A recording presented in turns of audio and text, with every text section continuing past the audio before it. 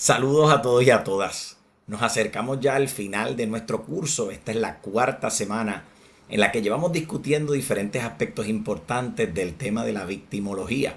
Ya la semana próxima nos toca cerrar el curso, pero no sin antes poder cubrir la temática que nos corresponde de esta semana. A través de este curso hemos mirado no solamente la definición del concepto de victimología, sino también hemos visto cómo ese concepto se ha desarrollado a través del tiempo. Hemos mirado el enfoque teórico que nos permite definir lo que los diferentes filósofos han dicho que es la victimología, cómo se define, cómo se desarrolla, qué significa la víctima, qué tipos de víctimas hay, sino también hemos visto la mirada un poco más práctica. A través del curso hemos definido el concepto de victimología, pero hemos visto cómo la victimología impacta directamente el proceso criminal en tribunales.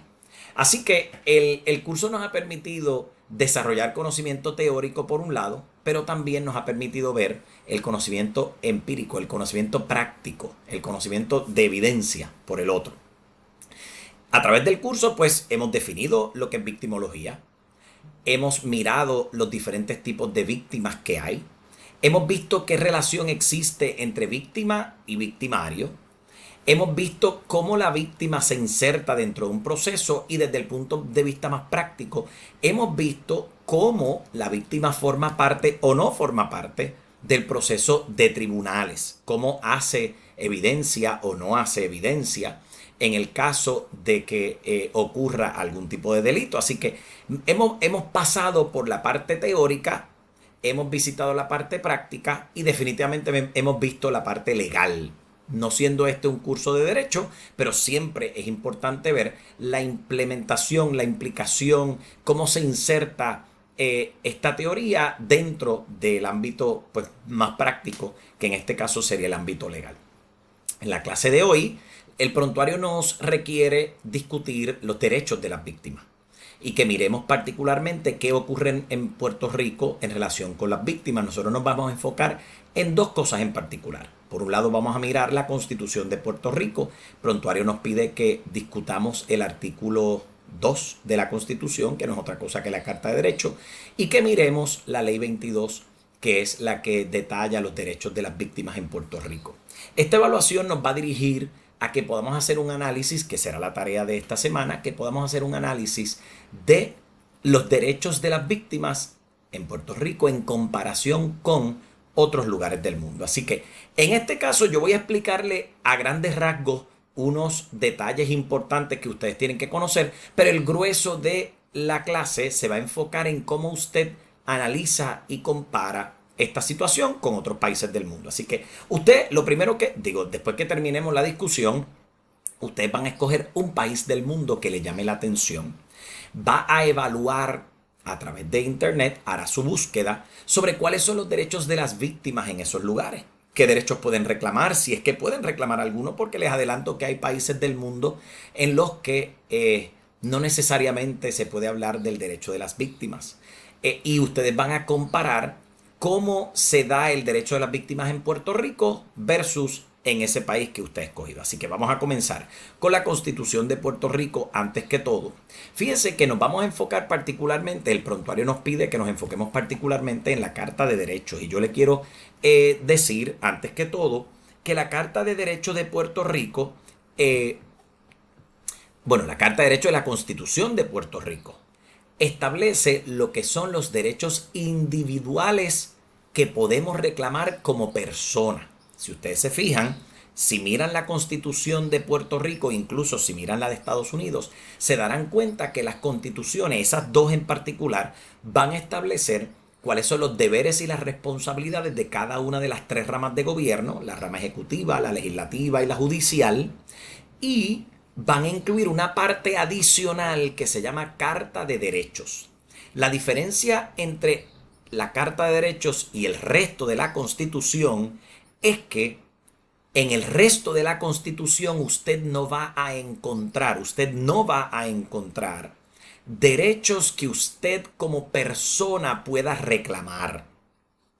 En la Constitución Normalmente usted va a ver cuáles son las estructuras de gobierno, cómo se desarrolla esa estructura, qué deberes le corresponde a cada una de las partes dentro de esa estructura, qué derechos tienen cada una de las partes de esa estructura, cómo se ejecutan las funciones que se le delegan a cada una de las partes de esa estructura, dígase las ramas de gobierno, pero no habla de derechos particulares para las personas.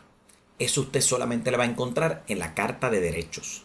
En este caso, nosotros le llamamos a esta Carta de Derechos los derechos individuales. Lo que quiere decir es los derechos que competen a los individuos como tú y como yo. Así que miremos aquí brevemente la Carta de Derechos de la Constitución de Puerto Rico, que se encuentra en el artículo 2. Nos dice en el primer artículo, la primera sección, que la dignidad del ser humano es inviolable. Eso, pues, es una premisa. Eso, si se fijan, no nos plantea un derecho, solamente te dice que tu dignidad como ser humano es inviolable. Pero sigue con lo siguiente. Todos los hombres, y se refiere a hombres y mujeres que conste, son iguales ante la ley. Eso también establece un principio. Es el principio de la igualdad, de la equidad. Ahora, ¿qué derecho puedes tú reclamar? Dice aquí, no podrá establecerse discrimen alguno por motivo de raza, color, sexo, nacimiento, origen, condición social, ni ideas políticas o religiosas. Tanto las leyes como el sistema de instrucción pública, dígase el Departamento de Educación, encarnarán estos principios de esencial igualdad humana. ¿Cuál es tu derecho? El derecho a la igualdad. El derecho a ser tratado de igual manera independientemente de tu raza, color, sexo, nacimiento, origen, condición social, idea política o ideas religiosas. Esto naturalmente se interpreta a través de la casuística del tribunal. El tribunal de primera instancia pues entra a evaluar algún tipo de caso o controversia. El tribunal resuelve ese caso de controversia y siempre pueden haber apelaciones. Una vez llega al Tribunal Supremo, el Tribunal Supremo interpreta la ley, realmente es el máximo intérprete, interpreta la ley o la Constitución y te dice, mira, esto es lo que quiere decir ese texto, esto es lo que significa ese texto, pero a grandes rasgos, cuando tú miras esa sección de la Carta de Derecho, la sección 1, básicamente establece que tú tienes el derecho, que tú puedes reclamar el derecho a la igualdad, que no se discrimine en contra tuya por razón de unos factores en particular como la raza, el sexo, el color, el origen social, las creencias religiosas, las creencias políticas, entre otros. La sección número 2 nos plantea, las leyes garantizarán, si se fijan ya aquí, nos está empezando, en vez de una sentencia, nos está empezando con, este es el derecho que tú vas a reclamar. Las leyes garantizarán la expresión de la voluntad del pueblo mediante el sufragio universal. Eso quiere decir que todo el mundo tiene el derecho a votar. Sufragio universal igual, directo, secreto. Así que aquí como individuo, derechos individuales, tú como persona tienes el derecho a votar, tienes el derecho a votar de igual manera que los demás, o sea que no puede hacerse que una persona su voto valga más o cuente más que el de otra, de forma directa, o sea que tú vas personalmente y sometes o emites tu voto, y de forma secreta. Y nos dice que se protegerán a los ciudadanos en contra de toda coacción en el ejercicio de la prerrogativa electoral. Eso quiere decir que se te tiene que garantizar el derecho a ejercer tu voto sin que ese derecho se coarte, se afecte. La sección 3 establece que no se aprobará ley alguna, no se va a aprobar ninguna ley que restrinja libertad de palabra o de prensa o el derecho del pueblo a reunirse en asamblea pacífica y a pedir al gobierno la reparación de agravios. Ojo con esto, porque esto es lo que muchas personas reclaman como esa libertad de expresión. Y aunque sí, usted tiene el derecho individual, lo garantiza la Constitución, a una libertad de expresión, hay una libertad de prensa, hay el derecho del pueblo a reunirse en asamblea pacífica y a pedir al gobierno la reparación de agravios, pero usted sepa que los derechos no son ilimitados. Eso lo que quiere decir en español es que hay unos límites, que usted no puede expresar todo lo que quiere expresar sin ningún tipo de limitación. La prensa puede publicar muchas cosas, sin embargo, pueden ser sujetas a reclamos por unas publicaciones que pueden ser difamatorias, y en ese sentido pues sabemos que hay unos límites. La sección 5 nos dice que toda persona tiene derecho a una educación que propenda el pleno desarrollo de su personalidad y el fortalecimiento del respeto de los derechos del hombre y las libertades fundamentales. Habla sobre el sistema de instrucción pública y qué derecho tienes tú a poderte educar en un sistema público gratuito y equitativo. Es básicamente lo que nos dice como cuestión de derecho. Nos dice que hay una asistencia obligatoria en la escuela. En otras palabras, que somos como padres o madres responsables de cumplir con la Constitución porque hay una asistencia obligatoria para que los niños asistan a la escuela, ¿no? O se eduquen. Ahora que estamos utilizando formatos de homeschooling, educación en casa, pero pues los homeschoolers se tienen que registrar en el departamento y hay unos procedimientos particulares. Después que se le garantice la educación, pues no hay ningún problema. La sección 6 de la Carta de Derechos nos establece que las personas podrán asociarse y organizarse libremente para cualquier fin lícito, o sea, fin legal, excepto en organizaciones militares o cuasi militares. Eso lo que quiere decir es que nosotros como individuos tenemos el derecho a pertenecer, a formar parte libremente de organizaciones, siempre y cuando nosotros no querramos establecer por cuenta nuestra organizaciones militares, porque eso está reservado para otros organismos. No te toca a ti crear organizaciones militares o cuasi militares. Lo que sí se te garantiza es el derecho a formar parte de las organizaciones que tú estimes pertinentes, los clubes, organizaciones cívicas, organizaciones religiosas y demás. Tienes el derecho a participar de ellas o no participar de ellas. Nadie te puede obligar tampoco a formar parte de una organización a la que tú no quieres pertenecer. La sección 7 reconoce como derecho fundamental del ser humano el derecho a la vida, a la libertad y al disfrute de la propiedad. Dice que no va a existir pena de muerte. En otras palabras, tú tienes derecho a tu vida, a tu libertad y a tu disfrute de propiedad. En el caso de Puerto Rico, esto no necesariamente ocurre en Estados Unidos, no, por disposición constitucional, no hay pena de muerte. Dice aquí que ninguna persona será privada de su libertad o propiedad sin el debido proceso de ley. Eso lo que quiere decir es que la ley establece un procedimiento particular para llevar a cabo cualquier acción que tenga el resultado de privar a una persona de su libertad o propiedad. En otras palabras, si a ti te van a coartar de tu libertad, te van a detener o te van a arrestar, se tiene que cumplir con un debido proceso de ley. Y ese debido proceso de ley, pues hay que estudiarlo, hay que analizarlo, no es el tema de esta clase, pero en esencia hay que seguir un debido proceso de ley antes de que te puedan privar o de tu libertad o de tu propiedad. En el caso, por ejemplo, de que te vayan a quitar el carro, te incauten el carro o algo como eso, o te expropien algún terreno, pues dice la Constitución que como único pueden privarte de libertad o propiedad es mediante un debido proceso de ley, y nos dice que no se va a negar a las personas la igual protección ante las leyes. ¿Okay? Ese tema ya lo habíamos discutido anteriormente, un poco ese asunto de la equidad, de la justicia y el balance es importante para nosotros. La sección 8 nos establece que toda persona tiene derecho a la protección de ley contra ataques abusivos a su honra, a su reputación y a su vida privada o familiar. Eso nos está diciendo pues un derecho muy importante para todos nosotros.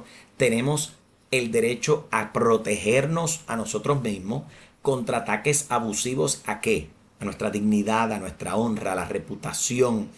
Habrá gente que quizás quiera decir de ti una serie de cosas que son falsas simplemente con el afán de dañarte en términos de tu reputación, no es físico, sino dañar tu reputación, pues sabemos que hay unos derechos que te cobijan y que tú puedes ejercer esos derechos. En esencia, podríamos hablar ahí de la víctima que quizás le han atacado abusivamente su honra o su reputación y entonces puedes reclamar por eso. En la sección 9 nos habla de que no se tomará o perjudicará la propiedad privada para uso público. Esto tiene que ver con las expropiaciones forzosas. Cuando el gobierno expropia terreno, nos dice aquí que no puede hacerlo a no ser mediante el pago de una justa compensación y de acuerdo con la forma provista de ley. Y eso es importante que se pueda establecer. La sección número 10 nos habla de los derechos a la protección. Nosotros como individuos tenemos derecho a que se protejan nuestras personas, a mí, mis casas, mis papeles, mis efectos contra qué registros, incautaciones y allanamientos irrazonables. Eso lo que quiere decir es lo siguiente: usted como individuo tiene el derecho individual de que un policía no entre a su casa, eso es allanar, que no entre a su casa, a su propiedad, a su persona, a tus bolsillos, etcétera, etcétera. Dice aquí que eso no se va a hacer contra registros, allanamientos irrazonables. En otras palabras, existe una percepción o una presunción de irrazonabilidad, pero si en algún momento se establece que registrar tu casa, tu propiedad, tu ser es razonable, pues entonces sí se puede hacer ese registro. ¿Okay? El derecho normal y ordinario es que tú estás protegido contra las incautaciones, allanamientos irrazonables. Pero hay ocasiones en las que hacer ese allanamiento o ese registro es razonable y si se prueba de esa forma, pues se puede hacer. ¿Okay? Nos habla de que no se van a interceptar las comunicaciones telefónicas, que claramente está establecido ahí.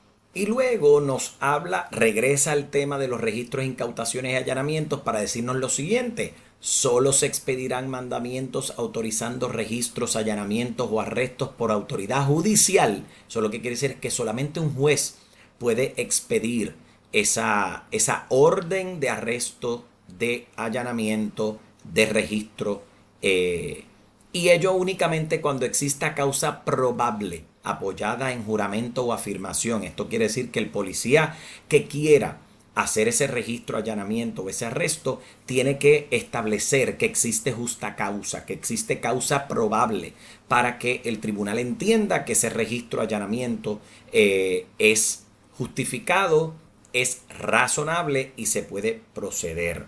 Y nos dice, por último, mira este detalle: evidencia obtenida en violación de esta sección será inadmisible ante los tribunales. Eso lo que quiere decir es que si un policía, agente del orden público, violenta este derecho que tú tienes como individuo de protegerte contra registros, allanamientos irrazonables, y con eso incautan alguna evidencia que se pretende utilizar en tu contra, esa evidencia no puede utilizarse en el tribunal de ninguna manera. En la sección 11 nos dice que en todos los procesos criminales el acusado disfrutará del derecho a un juicio rápido y público. En todos los procesos criminales, no dice en todos los procesos judiciales. Así que procesos de familia, por ejemplo, que no son procesos criminales, no te garantizan el juicio público, incluso tienden a no ser público. Pero en el caso del proceso criminal, el acusado va a disfrutar del derecho a un juicio rápido. Esto ya está establecido en ley. ¿Qué significa juicio rápido? Las reglas de procedimiento criminal establecen unos periodos, unas fechas límites para que ocurran unas cosas, y con eso se ha traducido el tema del juicio rápido. Y debe ser, dice aquí, que en todo proceso criminal el acusado tiene el derecho a ser notificado de la naturaleza y causa de la acusación, recibiendo copia de la misma. En otras palabras, el pliego acusatorio, el documento que establece de qué es que se te está acusando, te lo tienen que entregar, y tú como persona bajo arresto tienes derecho a conocer qué es lo que están diciendo en contra tuya, dice que tienes el derecho a carearte con los testigos. En otra palabra, si en un proceso criminal traen a un testigo, que puede ser la víctima, el acusado o la acusada tiene el derecho a carearse. Carearse es mirarse a la cara. Carearse es que yo puedo escuchar el testimonio que tú vas a dar y saber qué es lo que tú estás diciendo en mi contra. Dice que ese acusado tiene derecho a obtener la comparecencia compulsoria de testigos a su favor. En otras palabras, si hay algún tipo de testimonio que le favorece, él puede exigir que esa persona vaya y se siente como testigo, tiene derecho a tener asistencia de abogado y a gozar de, lo más importante, presunción de inocencia. En los delitos graves o en los casos de delito grave, nos dice que el acusado tendrá derecho a que su juicio se ventile ante un jurado imparcial. Este es el caso en que decida que va a irse por jurado. Claro que el acusado es quien decide si va a esperar que su caso se ventile ante tribunal de derecho, que es el juez, o si quiere entonces llamar a un jurado para que el jurado imparcial, compuesto por 12 vecinos de su distrito, entonces evalúen los hechos, evalúen la evidencia y tomen una determinación para llegar a un veredicto. Dice aquí, nadie será obligado a incriminarse mediante su propio testimonio. En otras palabras, tú no estás obligado a decir, a testificar en contra tuya. En otras palabras, puede ser que tú tengas una víctima, que la hayan llevado a un caso y esa víctima esté sentada, es testigo en un proceso, pero si testifica lo que quiere testificar, se está autoincriminando sobre otra cosa. Tiene derecho a no autoincriminarse. Eso es lo que llaman, si ustedes lo han escuchado, el amparo en la quinta enmienda. Se refiere a la quinta enmienda de la Constitución de Estados Unidos, que se refiere a esto que está acá en la Constitución de Puerto Rico. Dice que el silencio del acusado no se tiene en cuenta para estar en su contra. En otras palabras, si un acusado le hacen una pregunta y decide no contestar o mantiene algo en silencio, eso no se puede usar en su contra, por lo menos no según está establecido acá. ¿Okay? Nadie será puesto en riesgo de ser castigado 2 veces por el mismo delito. Si a ti te pasan por un proceso judicial, en ese proceso judicial determinan que tú eres no culpable, no pueden procesarte por el mismo delito una segunda vez. Estamos hablando acá en el próximo, todo acusado tendrá derecho a quedar en libertad bajo fianza antes de un fallo condenatorio, por lo menos es cierto en Puerto Rico. Y la detención preventiva antes del juicio no excederá de 6 meses. Eso quiere decir que cuando tú tienes a un acusado que no puede prestar fianza, pues se encuentra en detención preventiva. Eso quiere decir, pues está detenido, obviamente se cede o se pasa a las manos del Departamento de Corrección para que el Departamento de Corrección lo mantenga detenido preventivamente para evitar cualquier fuga o algo así. Y dice que las fianzas y las multas no serán excesivas, nadie será encarcelado por deuda. En Puerto Rico, según la sección 12, no va a existir la esclavitud ni forma alguna de servidumbre involuntaria. Eso es un derecho que nosotros tenemos. Nos parece interesante que en esa misma sección dice que no se van a aprobar leyes ex post facto. Eso yo se lo quiero explicar brevemente porque eso lo que quiere decir es que yo no puedo aprobar hoy una ley para castigar algo que tú hiciste ayer cuando esa ley no existía. Eso es lo que se llama leyes ex post facto, leyes después del hecho. Alguien hizo algo hoy que a mí no me gustó, yo me fui a la legislatura, aprobé entonces, trabajé para que se aprobara una ley, porque es que yo quiero acusarte por aquello que tú hiciste ayer. Eso no puede ocurrir. Nos dice la Constitución que hay un derecho que no se van a aprobar leyes ex post facto. Y así sucesivamente existen otros derechos. Realmente el prontuario nos está pidiendo que discutamos hasta esta sección en particular, porque las demás pues tienen que ver quizás con otros asuntos que no son relevantes a nuestra clase.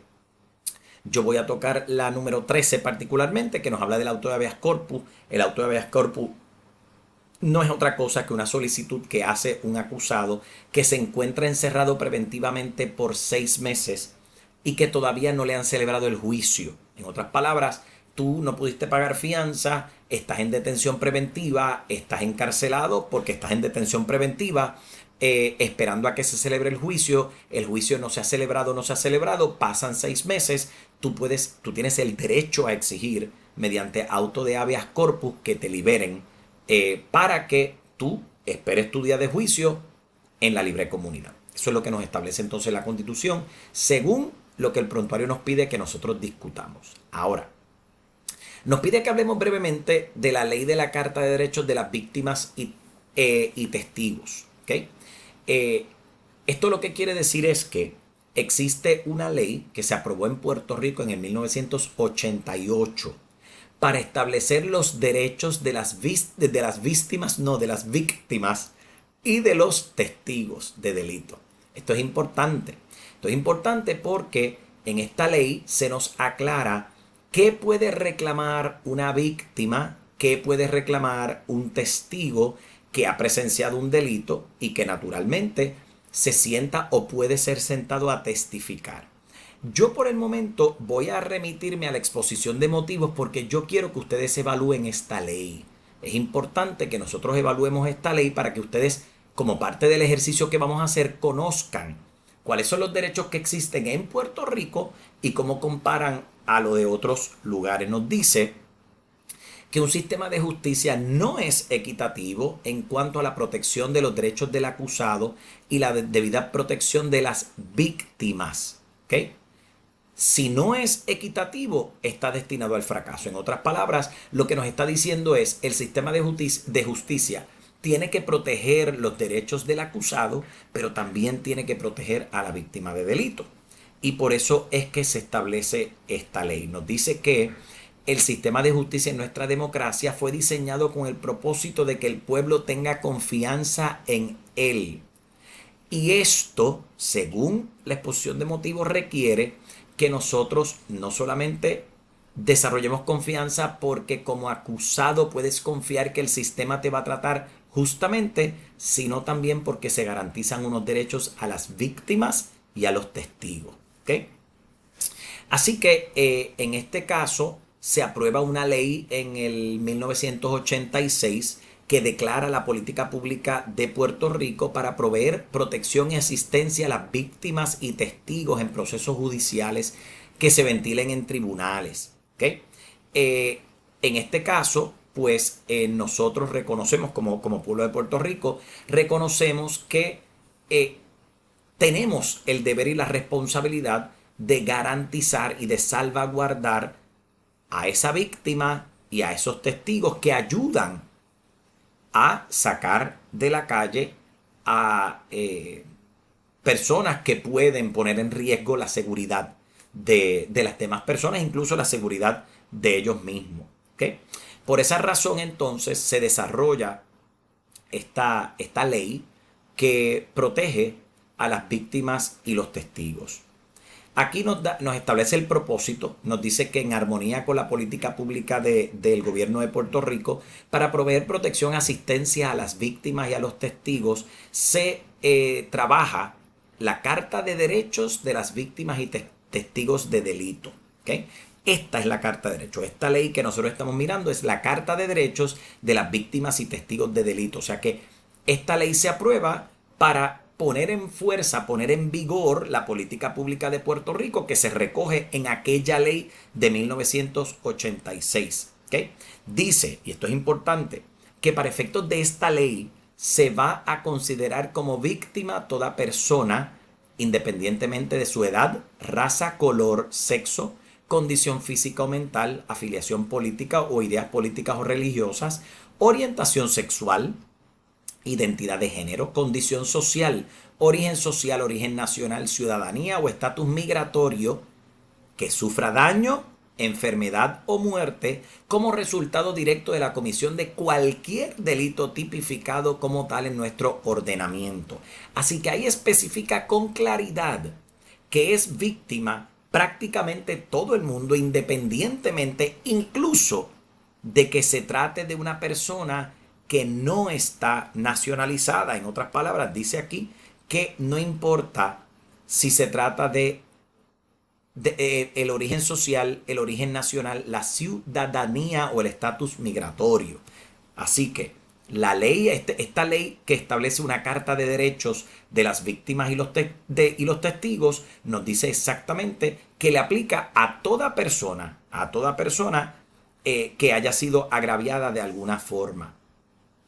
Y nos dice que se considerará funcionario del orden público aquella persona que tiene a su cargo proteger a las personas, la propiedad y mantener el orden y la seguridad pública. Así que ahí hablan de negocio de la policía, policía municipal, cuerpo de vigilantes, recursos naturales, negociado de investigaciones especiales, seguridad pública, alguaciles, etcétera, etcétera. ¿Okay? En el artículo 2 empieza entonces la Carta de Derechos, que es la que yo quiero que ustedes vayan evaluando. Así que nosotros vamos a mirar esta Carta de Derechos que establece. Naturalmente yo no quiero que ustedes repitan palabra por palabra todo lo que esto dice. El análisis que yo quiero que ustedes hagan requiere que usted lea cuáles son los derechos que esta carta establece para las víctimas en Puerto Rico y que a la luz de esto haga un resumen. Las víctimas en Puerto Rico tienen derecho a esto, a esto, a esto, a esto, a modo de resumen, puede ser en una tabla. Y luego que usted escoja un país del mundo para que compare los derechos que tienen las víctimas acá versus los derechos que tienen allá y al final lleguen a una conclusión. En otras palabras, pueden hacer una tabla comparativa.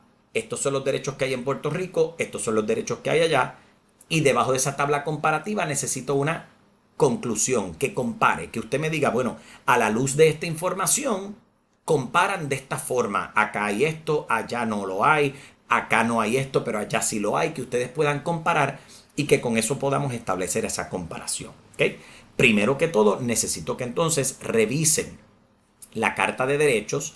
Nuevamente, yo no necesito que usted repita palabra por palabra todo lo que aquí dice. Lo más importante es que usted pueda sacar el extracto de aquellos derechos que tienen las víctimas, que pueden reclamar las víctimas para que formen esa tabla. Si se fijan, esa Carta de Derechos llega posiblemente hasta aquí, donde se establecen los derechos de menores incapaces o con impedimento. El resto pues ya son más definiciones y demás, pero esa parte yo lo que quiero es que ustedes la puedan comparar con ese otro país que ustedes han seleccionado. Recuerden que cualquier duda siempre me pueden escribir a toledo@uagm.edu para yo poderles aclarar cualquier duda, o me pueden escribir de cualquier otra forma. Tenemos unos formatos para comunicarnos, así que vamos hacia adelante. Eso es lo que vamos a estar trabajando esta semana.